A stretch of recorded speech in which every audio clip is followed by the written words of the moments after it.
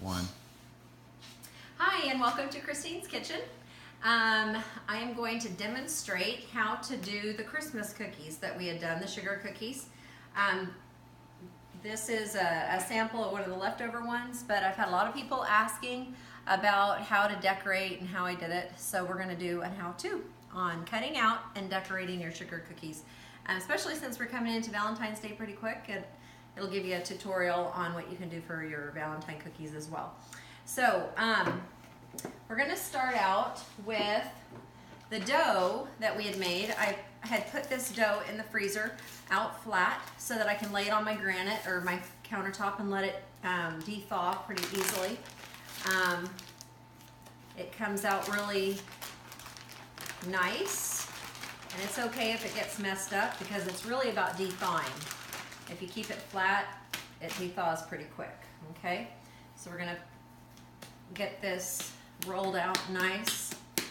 Now I have put down, you'll see, I've put down my baking sheet thing that's supposed to help it cook more evenly. And I've put a little bit of flour on there, okay? I'm gonna take a little bit, I have a little thing of flour on the side that I can use to keep it close, and I'm not always digging into the thing. I'm going to roll this out onto my cookie tray liner. You can see how nicely that goes out. Down to about 1/4 of an inch. Now it got a little bit thin over here, so by pushing in with my hand, I can get that dough all about the same thickness, okay? Now, the reason I am putting it on the liner is because I'm going to put my cookie down and then I'm gonna peel it back all around it, and then I just have to pick this up and put it in my tray.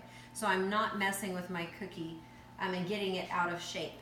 Because many times, like if I was going to do, say, a heart, and it's very precise in doing it, I can do that heart, I go to pick it up with my spatula, and it's not going to be in the same shape necessarily because it kind of got moved around. You can see the thickness that I've got on this dough.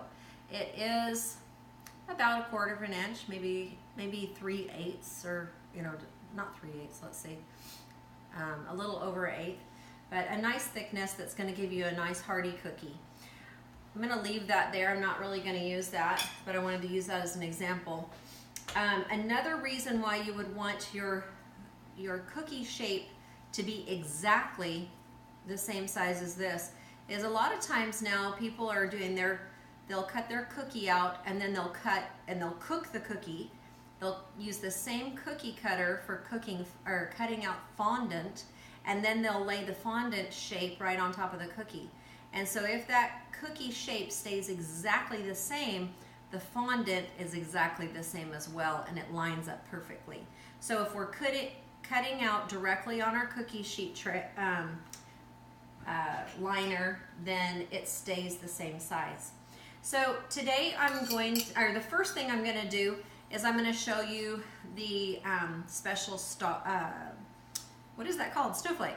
The snowflake cookie cutter. Now it has a lot of little intricate pieces, and so I'm just going to put one of these on the cookie sheet by itself. So I'm going to press it down in really nice, and so it hits the bottom.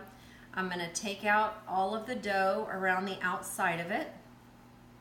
I forgot to show you that I did dunk it in the flour before I put it down on the dough. I had been playing with it in here. So every time that you go and use your cookie cutter on the dough, you're going to dunk it in the flour and move it around so that it gets floured a little bit. So when you go to put it in the dough, it comes out smooth and clean. So again, another reason why I have a little pile of flour on the side. And I had already done that with this one. So I have taken away, cleaned off all the outsides of the snowflake. I'm going to lift it off very carefully. Now, I have a little sharp tool. You can use a toothpick or whatever. Sometimes it does still get a little bit stuck, so I'm gonna push it out with the little poker, and then it takes out these little sides. Now you'll notice that some of these little intricate pieces have come out into the cookie cutter, which is great because we want them out, but I am gonna have to pick out the rest of those. And then I poke them out of here as well. So I'm gonna poke them out for the next cookie, or for the next snowflake that I do. And then I'm just gonna take each one of these out like so. Now, my dough got a little bit too soft sitting out. I let it de-thaw a little bit too much. It's a little bit harder to work with when it gets too much room temperature, but it's still working good.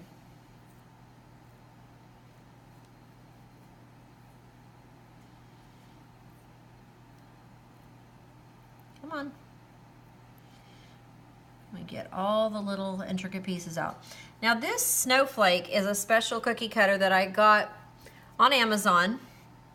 I was looking for extra large cookie cutters so that I could make these nice gifts, these nice cookie gifts. Okay, now I can just pick up the whole thing and lay it flat into the tray. Now if I wanted to put some other ones around there, I could, but that snowflake is gonna keep its shape all the way until it's finished baking. So we'll set that on aside. The next thing I want to show you is sometimes you can't get the cookie cutter shape that you want. And so I really wanted a nice Christmas tree. I was trying to replicate some trees that I had seen, some Christmas tree cookies that I had seen over in Vienna the last Christmas. And so I could not find them online the size that I wanted, because I kind of wanted a 8-inch tree.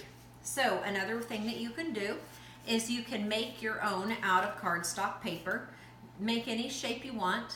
Maybe you want a really intricate, you know, house or something for a gingerbread house or something like that, and you can just cut it out the shape you want. So what I'm going to do is, what I did is I folded it in half. I cut out my tree so it's symmetrical, and then I'm going to show you how to cut that out in your dough. So we're going to roll out the dough again. I'm just going to knead it together so all those little pieces are all together. I'm going to use a little bit of flour. One thing that's nice about these baking sheets as well is that they are kind of sticky, and so they stick to the countertop really nice. So when you go to roll it out, it doesn't move. Okay? Now for my Christmas tree, I want it to be a little bit thicker. I want it to be about 1/4 inch. Okay? So I'm going to keep it a little thick. All right. Then I'm just going to take my piece of cardstock cut out of my tree, and I'm going to lay it right on top.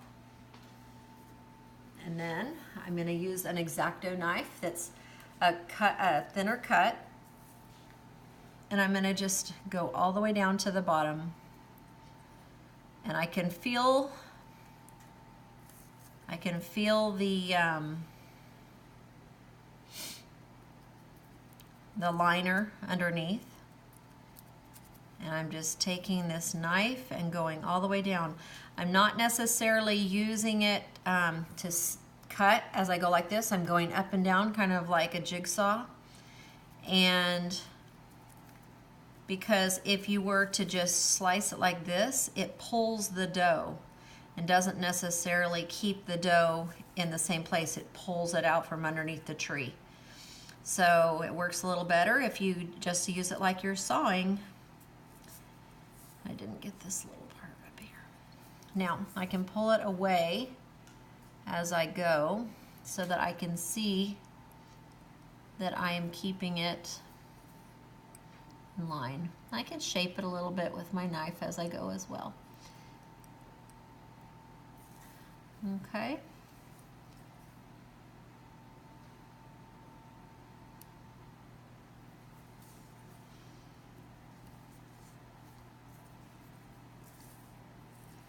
All the way around the tree.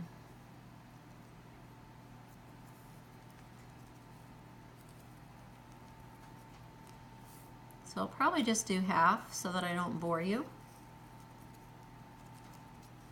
But you can see, I'll pick up the tree in just a second, and you can see how this is coming out quite nicely.